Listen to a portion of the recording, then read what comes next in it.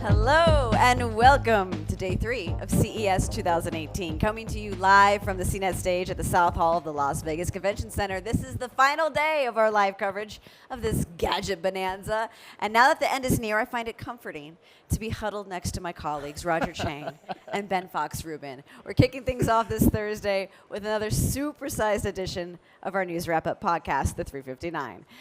So guys, thank you for coming back. And how did everyone survive the blackout? We made it. CES, We hashtag made it. CES We're still blackout. here. It was definitely one of the more surreal moments at CES, like of any CESs, right? Oh, wait, here's some video. We're taking a look at it. Look at all right, so for anyone who didn't completely realize dark. what happened, was it what time was it, Roger? That Right all around- the lights in the central hall, like 11:15. Right around 11:15, Yeah. the light shut off. And interestingly, I had just started taking a tour of folks through Central Hall, got kicked out, and basically I ended up standing outside Central Hall and talking for an hour about what it would have been like if you'd walked into Central Hall. Check out cool 5G. No, I can't show you 5G. It's all in there, but just imagine it. Just picture it. How wild was this? I mean, just so it was people- like Central Hall, it was North Hall. No, North Hall got power back. Well, they got power back, but Yeah. still, there were some issues I heard Yeah. with North Hall. And, I mean, Central Hall, for those who don't know, this is where all the big, Yep. giant Yeah, companies, you got Intel, Sony, Samsung. And as you go through the booths, all you can see is, like, the glowing of their smartphone screens. And if you were in, you were in. And so we had some reporters who were in. And, Yes. and we had Claire. We had Brian Tong, and we were just kind of streaming to like discuss what was going on inside. I was like running outside talking to folks. People were just waiting. From my perspective, they were just waiting outside. There's a massive amount of people because they were trying to send people out. You couldn't get back in, and they're patiently waiting outside. For some people, it was their last day, so they wanted to, see the big show. They didn't mind waiting. The temperature was nice. It was That's true. It felt warm. Like it could have been like a barbecue out there. It was like 70 degrees. And Yeah, cool. for once. It was, the day before. I wouldn't be surprised if people started to think the CES was cursed over the fact that it was like a monsoon the day before. Right. So Right. we were You trying to couldn't get even do around. Some things outside. Google had a big thing outside. Yep. That The totally giant slide. closed. The awesome Right. slide. Yeah. Yeah, they closed down their entire outdoor booth, which yesterday was absolutely mobbed. There were tons of people there, but the day before, on Tuesday, they had to shut it down completely. So apparently it hadn't rained in Vegas in more than 100 days, and we were lucky enough to fly We got in when rain it did. and a blackout, which they're saying caused Yeah, the they're blackout. saying they're definitely related. The water buildup, I think, sparked Transformer or transformer to something, blow yeah. out. Yeah. I don't know. I don't know how electricity What? works. But yeah, the irony of it, this is the biggest tech show of the world in the year, and electricity, a basic technology, fails on us. It really shows how easily our society can crumble and is fragile. So I feel like that's a great opportunity to talk about the giant robot overlords that are coming for us Oh, that goody. we've seen Oh, at yeah. CES. Okay. Unlike most years, I think there are more robots this year. Not just smart home assistants, but like large, humanoid, walking robots. And I got to play around with one.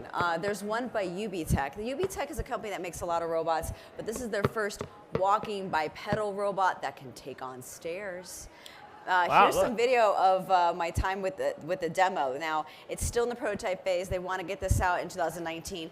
But this is a companion for the home. It can avoid obstacles, go downstairs. They see the home companion, Rosie, of the future as needing legs because you have to get around the house. Wait, but it doesn't have arms. Yeah, that's the first thing that's It's- how does it grab or help any like? They were like, you know what? The arms, they're going to come in like 2 years. But they but they felt that they felt that they could sell this next year because of how much you can do now for the scanning side. So it's kind of like a walking security guard or a walking Alexa. They want to have it either have Alexa or their own version of Alexa put inside, and all these sensors and of course voice commands. Being able to talk to you, being able to keep watch on things. Like they talk about having to be a nanny. I'm like, that's okay. I don't need a nanny. But it also can play soccer. It can also kick things. How fast is the thing? You said it could be a security guard, but like if I broke into something, and I saw this robot. Okay, Seems okay, like I go could back to easily the outrun footage. it. Go back Yeah. to the footage. I want to show Totally. the, Look I how want to slow show it the is. soccer part. If we can get back to that. Yeah. So speaking of fast, not so fast. So it can follow an object, but I went too fast. This is too fast for the ball. And watch. Oh, and he's trying to he's tricking follow it. him. He's Oh, trying to no. follow it. Oh, And Oh. they just jumped in. So good save. Oh. So they want to have it be a thing that can play games with kids. But we're still kind of in that beginning stage, and you can dance. All right. I mean, he's got some moves. You got some That's, wiggles. I would venture that this thing is what, several $1,000s at least. That's the They're- problem. Is yeah, that, like the and price point is when crazy you for talk this to stuff. all these companies, they're like, we're not going to tell you the price, but you can start to understand that this is going to be like a car. This is a major investment. wow. Yeah. We also saw, Sophia, the walking robot. I wouldn't say this is something that you put in your home. It was more like an example of how it Whoa, can do it. I creepy. mean, here's a video. This is the first time of, I've actually seen it. It's she's like, super is she creepy. doing like the Macarena? His I don't arms. know, but And they're I know, horrible. that is an upgrade. I mean, there's arms. That skin has been Whoa. out there. This is like rubber, they call it skin, and they think it could be a working robot. We are like so working close to the alongside uncanny humans, or valley, for, it is or just- for it's- medical whoa, it's therapy. frightening. But yeah, another example of her first steps. Okay, so we're getting to that walking point. But then if you want arms, if arms are more important, we saw one called the Aeolus. And this one was kind of like a Rosie the robot of sorts that can roam around, pick up objects. Here, Andrew Gebhardt got to take a look at it. And this is what I like about it. It's also a vacuum. Oh. So it's not just All rolling right. around.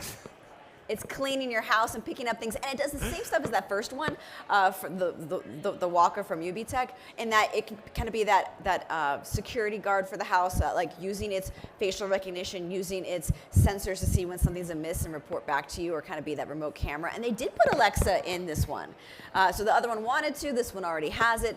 I think Alexa's gonna have legs and arms in next CES. I have to say, broadly speaking, I don't like any of these. I think that, that LG robot we had on yesterday that's Chloe. more like a countertop Yeah. robot, that's like a little more out of the way. You could put her in the corner, whatever, if you need to. If These she Right, are behaves, it's like- like if she these behaves robots- badly, you just Right. put her away. But in the but corner. these are like in your face Yeah. robots. 'Cause I we're don't know looking that at home people would want to have them. companionship. So a lot Right. of these small ones are like companionship that you can talk to and be your talking Alexa.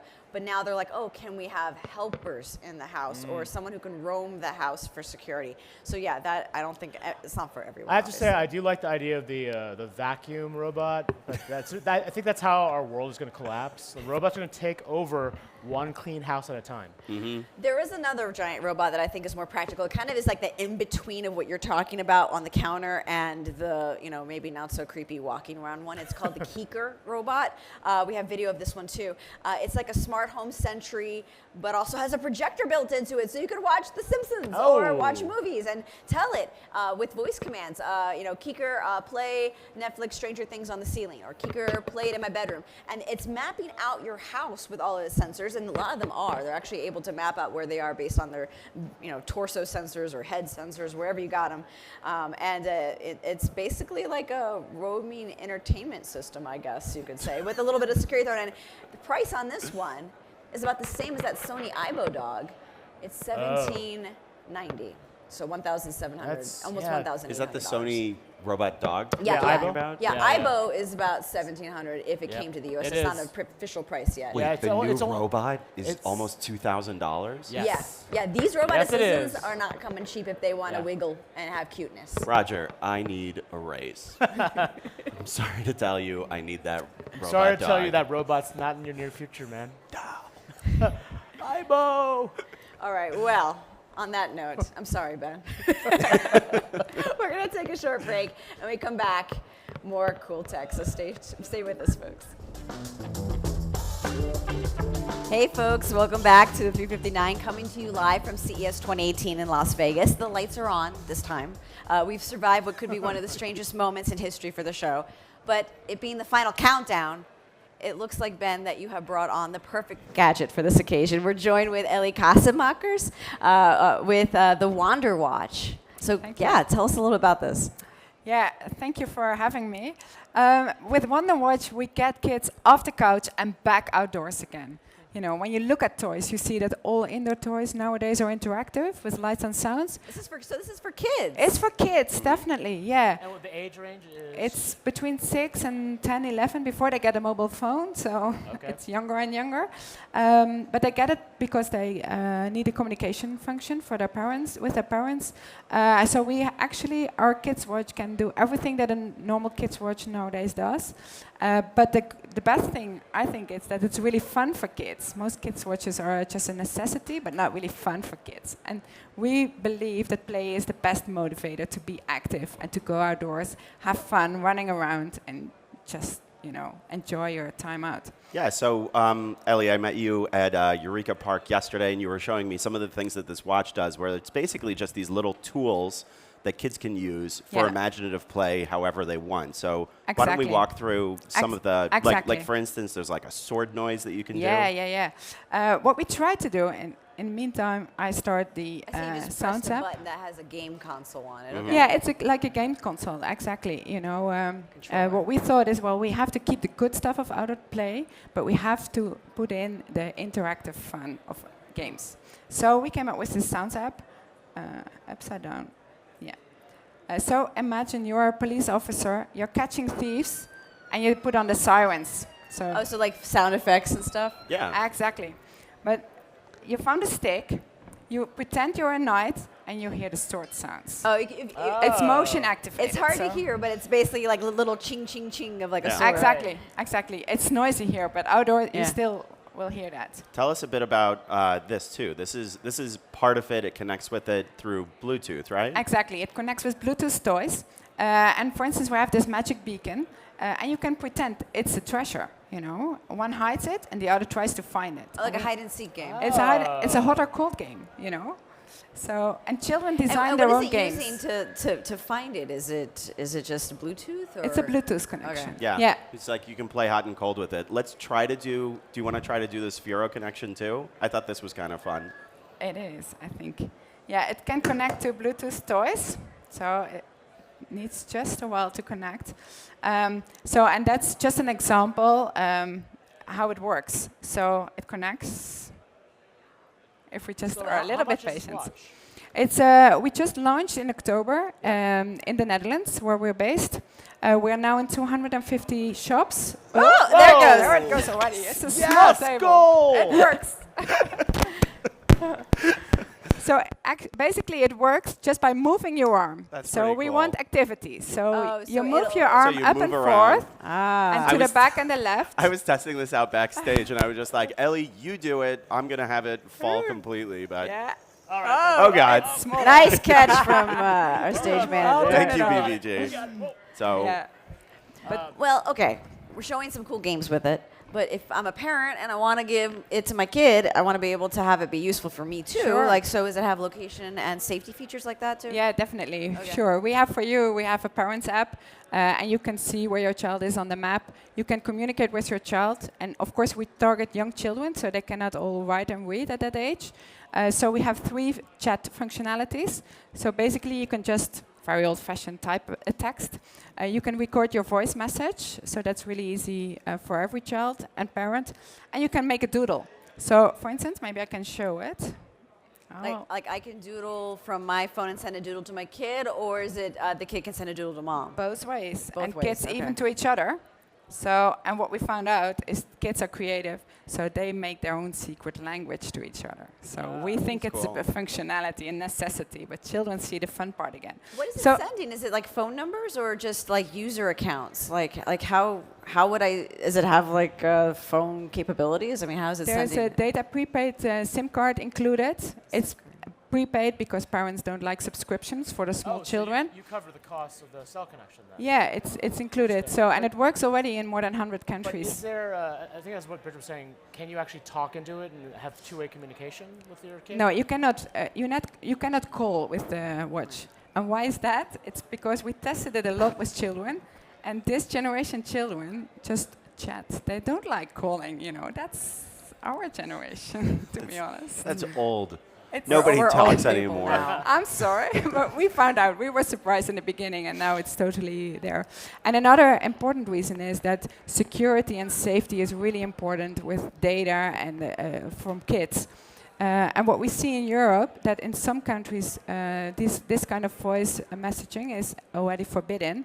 Oh, okay. Yeah, yeah. So kids' watches were got off the shelf even. So we So- don't have that problem. So we have a really secure connection. You were you telling start- me also sorry, go ahead. like where this concept originated from in the first place. So taking a step back here, Yeah. you have 3 kids, right? have and this 3 is kids. this was a big impetus for why you wanted to do this in the first place. Exactly. Yeah, I see it from my own kids, and they're so glued to the screens, and it was somehow frustrating me. And I'm not against screens. There is a lot of fun into it, but the excessive use of it, it really frustrated me. So I thought, well, I have to do something about it. That's why we invented Wanderwatch. It's a project I started off together with my husband, so it's really a family project in the beginning. So did you beta test with your kids then? Like, were they basically the guinea pigs for this project? Yeah, definitely. Kids are really honest in giving you feedback on what they think about it. And I can tell you, your own kids are even more critical. Well, I'm just curious, like, what in testing with your kids, like, what worked, what didn't? What were things did you find that worked really well and really badly? Like, what were some of those learnings from that? What we really learned is that in the beginning we thought, well, we have to come up with a nice game. There's a story involved. There's a princess or whatever. And then what I explained is no. Once we started out testing, and they just, they see the watch and they want to play with it immediately. So they only need to click twice or 3 times, and they can start playing. And they don't want to run through a whole story, and they want to play. They want to have fun. So you provide That's just a the major building learning. blocks. We Yeah. only provide the building blocks. So because outdoor play, it's unstructured play, so you have to use your own creativity and fantasy to design your game together with your friends. That's important. And we want to keep that part. You learn so much of it. It's your first communication skills. You learn to have your risk assessing skills, all that kind of stuff. That's what you learn outdoors. That's important. I think you hit on something here that a lot of people are going to be talking about and want to see more of. I know we've been seeing in the news people talking about their worries about what's happening to children Exactly. and their addiction to screens. I know it's doing something in my brain, always being tied on. So we're all kind of been talking about this more. Even an Apple executive was talking about it the other day. So thank you for bringing this by. I'm interested to see where this goes. So thank you, Ellie, for coming by. This is the Wanderwatch, right? This is the Wanderwatch. Okay. Come over and see us in the Dutch Pavilion in Sands. Oh, very cool, very Thank cool. you. Well, that's going to wrap it for us. You can find the 359 on iTunes, SoundCloud, Google Play, and of course, CNET.com. For the 359 podcast, I'm Bridget Carey. Roger. I'm Ben Fox Riven.